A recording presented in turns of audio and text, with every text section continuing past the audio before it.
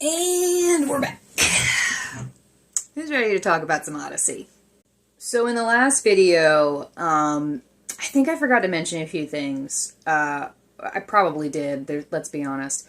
I think one of the things I also really want to talk about is the different applications of the Odyssey, right? So, different ways of seeing it, because there are some ways of seeing it that maybe you haven't quite thought about yet, you know?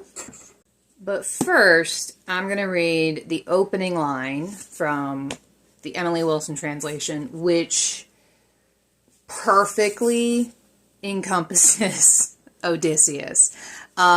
Just as a side note, I really, really love how easy this is for just about anyone to pick up and read. For those of you who aren't familiar with like poetry, or maybe haven't done Shakespeare since like, middle school, she does something really beautiful in that she uses iambic pentameter.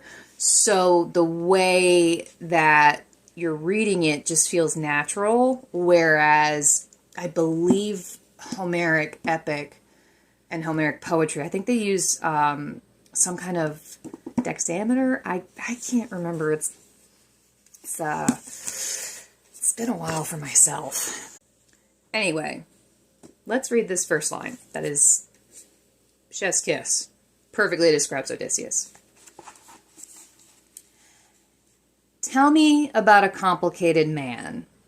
Muse, tell me how he wandered and was lost when he had wrecked the holy town of Troy, and where he went, and who he went, the pain he suffered at sea, and how he worked to save his life and bring his men back home.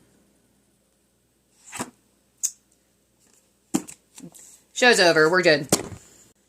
But in a nutshell, that's the Odyssey, right? Like, that's what you think of.